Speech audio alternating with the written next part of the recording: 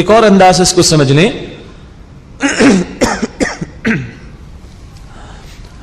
اسی صورت کے ابھی بالکل آغاز میں نصارہ کے غلط عقائد کا ذکر آئے گا، اور عیسیٰ علیہ السلام کی اصل تعلیم کو تو نصارہ نے مسخ کر ڈالا، اور عیسیٰ علیہ السلام کے کافی عرصے کے بعد وہ سینٹ پال تھا کہ جس نے غلط بھونڈے عقائد کو عیسائیت کا نام بھی دیا اور عیسائیت کو مشنری ریلیجن بنایا ہے.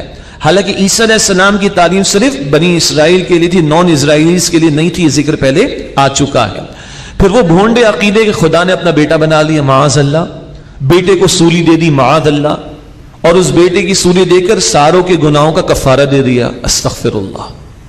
پھر وہ تین میں سے ایک ہے، خدا، جبرائیل اور عیسیٰ مل کر تین، اور تینوں اپنی جگہ ایک ایک. یورپ میں جب تاریکی کا دور تھا تو ہسپانیہ میں، اسپین میں ہمارے پاس روشنی علم کی موجود تھی، اور یورپ کے کونے کونے سے ہم مسلمانوں کے پاس لوگ علم کی روشنی لینے کو آتے تھے. اس کے بعد ہم سو گئے ہیں، اور اب تو بڑے خراٹے ہم لے رہے ہیں بہت سارے اعتبارات سے، چند پہلوؤں کے سوا بہت سارے اعتبارات سے. انہوں نے روشنی لی. جب یورپ میں تاریکی تھی ہم نے روشنی ان کو دی، اور وہاں کے نوجوان کو جب علم کی روشنی ملی ہے تو اس نے غور و فکر کیا ہے، اور نو ڈاؤٹ اس کا کریڈٹ دینا پڑتا ہے کہ خوب آگے گئے ہیں وہ. جب وہ ریسرچ میں، تحقیق میں اور جستجو میں آگے بڑھے ہیں تو انہوں نے اپنے سو کالڈ ریلیجن کا بھی انالیسس کرنا شروع کیا کہ بھائی ہم جس مذہب کو مانتے ہیں اس کے یہ عقیدے، ذرا اس کا لاجیکل بیسس کے اوپر انالیسس تو کرو.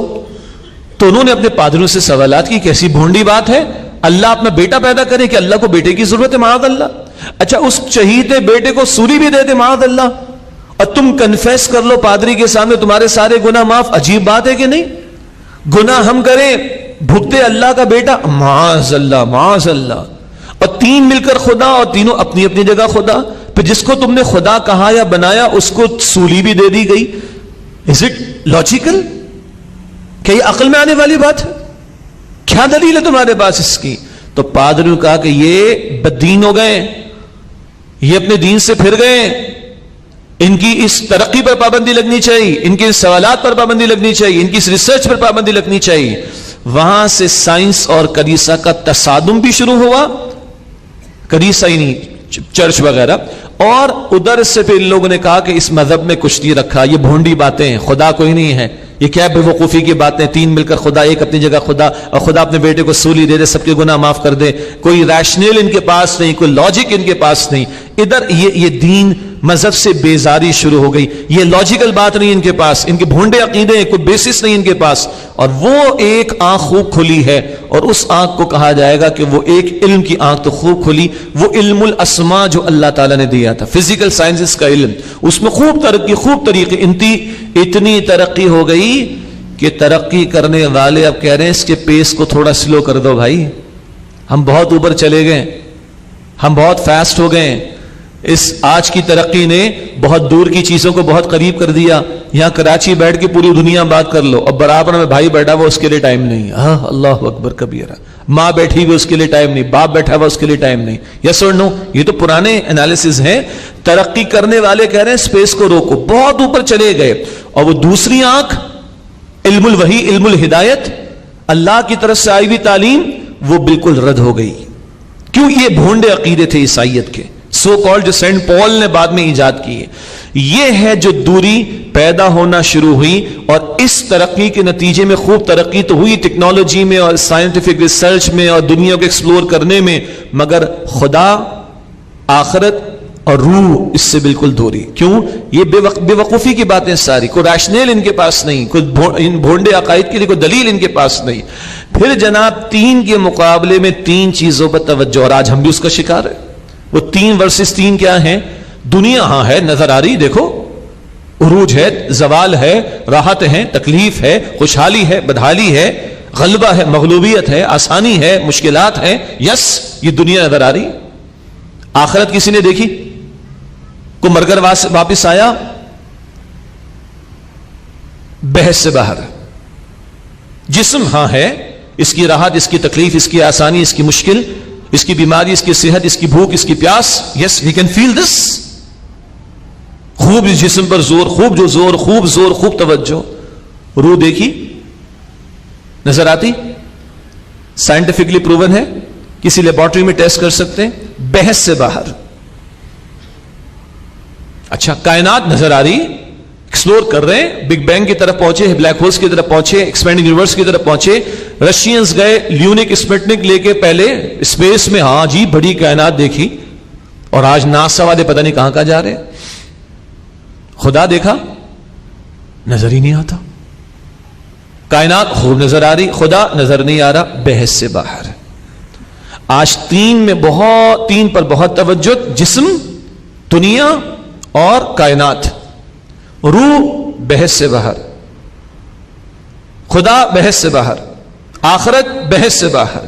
اور آج ایک گلوبل جو تہذیب ہے اس کی جڑ اور بنیاد میں وحی موجود نہیں، محض انسانی عقل، اپنا تجربہ، اپنا مشاہدہ، اپنا ایکسپیرینس، اپنے 5 سینسز کا یوسیج، اس پر وہ تہذیب کھڑی ہوئی ہے. وحی کی تعلیم بحث سے باہر.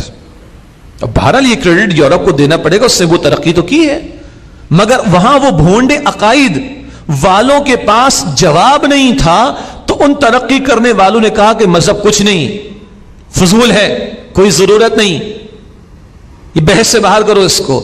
یہ جو دین بیزاری ادھر آئی، تو جب ساری دنیا میں ٹیکنالوجی گئی ہے اور وہ خود بھی گئے اور ہم نے بھی لی ہے، تو ان کی دین بیزاری والا عنصر بھی کافی سارے لوگوں نے لے لیا. اب ہمارے ہاں ہم نہیں، لیکن ہمارے ہاں بھی ایسی بات، یہ مولوی پاگل ہیں، ان کو کچھ نہیں پتا، یہ تو آج بھی وہ ڈھیلوں اور استنجوں کی باتیں کر رہے ہیں، دنیا چاند پہ پہنچی ہوئی ہے. بھائی تم بھی پہنچو، کس سے تمہیں منع کیا ہے؟ تمہیں منع کیا ہے کہ تم جو ہے وہ اپنی سائنٹیفک ٹیکنالوجی میں آگے نہ بڑھو. مولویوں نے بڑا اچھا جواب دیا. بھائی اس وقت پاکستان میں کروڑوں مسلمان تراویح پڑھ رہے ہیں، یہ کہاں سے ہیں پڑھانے والے؟ مولویوں کو تم نے یہ کرنے کو دیا، یہ انہوں نے ٹھیکہ لیا، یہ دیکھو پروڈیوس کر رہے. تمہارے پاس کتنے انجینئرز ہیں آج، کتنے سائنٹسٹ تم نے پروڈیوس کیے جو پائے کا کوئی کام کر رہے؟ کتنے؟ یہاں کروڑوں تو تراویح پڑھ رہے ہیں، یہ پروڈکشن ہے. There are millions of people جو قرآن کے حافظ ہیں. ایک اچھا جواب ہے مولویوں کی طرف سے. تو بھئی چاند پہ جانے کو تمہیں کس نے منع کیا ہے؟ یہ جو دین بیزاری ہے، یہ جو دین بیزاری ہے، وہاں سے ساری ٹیکنالوجی لی، بھئی کسی نے منع نہیں کیا تھا لے لو، لیکن ان کی دین بیزاری کو تو نہ لو. تو آج ہماری کھوپڑیوں میں بھی یہ بات ڈالی جا رہی ہے کہ شاید یہ دین بھی کو آؤٹ ڈیٹڈ ہے. استغفر اللہ. وہ بھائی وہ بھونڈے عقائد والوں کا مسئلہ تھا. یہاں سچی کتاب ہمارے پاس ہے، سچا دین ہمارے پاس ہے، اور علم کے میدان میں کلام آج بھی ہو رہا ہے. ہاں عمل کے میدان میں ہم نے بہت محنت کرنی، اس کی ضرورت اپنی جگہ ہے. لیکن یہ جو دجل ہے، یہ جو دھوکہ ہے، یہ جو فریب ہے، یہ جو مٹیریلسٹک اپروچ ہے، یہ جو مادہ پرستی کی سوچ ہے، یہ 3 کے مقابلے میں 3 پہ جو توجہ ہو گئی، اس دجل، اس دجالی فتنے کا بہت بڑا رد اور توڑ اس سورۃ الکہف میں ہے. اور آپ اور میں مادہ پرست نہیں ہیں. ہم سجدہ کرتے ہیں کس کو؟ اس مالک کو جس کو دیکھا نہیں ہے. ہم ان 2 کو مانتے جو میرے اور آپ کے کاندھے پر بیٹھے ہوئے کہ لکھ رہے ہیں. آج کسی سائنٹیفک لیبارٹری میں اس کو پروف کرنا ثابت نہیں. ایمان والا مادہ پرست نہیں ہو سکتا بشرطے کہ واقعتاً وہ ایمان والا ہو. ایمان والے کا مسئلہ شروع کہاں سے ہوتا ہے؟ یہ سین نظر آنے والا یہ کچھ نہیں ہے اصل نہیں ہے. یہ ہم ان سین پر بلیف کر کے اپنے ایمان کا آغاز کرتے ہیں. الذین یؤمنون بالغیب، جو غیب پر ایمان رکھتے ہیں. بہرحال یہ تھوڑی سی میں نے تمہید آپ کے سامنے باندھی ہے. استاد محترم ڈاکٹر اسرار احمد صاحب رحمۃ اللہ علیہ کے تفسیری دروس سورہ کہف پر ہے، اس میں بھی یہ تمہید آپ کو ملے گی. سائنس اور کلیسا کا تصادم، بہت اچھا ان کے خطاب آپ کو مل جائے گا آڈیو میں انشاءاللہ تعالی. اور دجالی فتنہ یا فتنہ دجال، اس پر آپ کو یہ تفسیرہ 1.5 گھنٹے میں بڑی تفصیل سے ملے گا. اس کی میں نے تمہید یا خلاصہ آپ کے سامنے ابھی رکھا ہے. اب اس نہج پہ سورہ کہف کو دیکھیں تو اللہ اکبر، ہر دوسری آیت میں دجالی، ویسے تو ہر دوسری آیت میں کم و بیش دجالی فتنے کا رد آپ کو اور مجھے ملے گا. اب آئیے اس کا آغاز کرتے ہیں. بسم اللہ الرحمن الرحیم. پچھلی سورہ بنی اسرائیل، اب یہ سورہ کہف، ان میں بڑی مطابقت ہے. یہ جوڑے کی کیفیت بھی ہے. وہ شروع ہوئی سبحان الذی، سبحان سے، اور سورہ کہف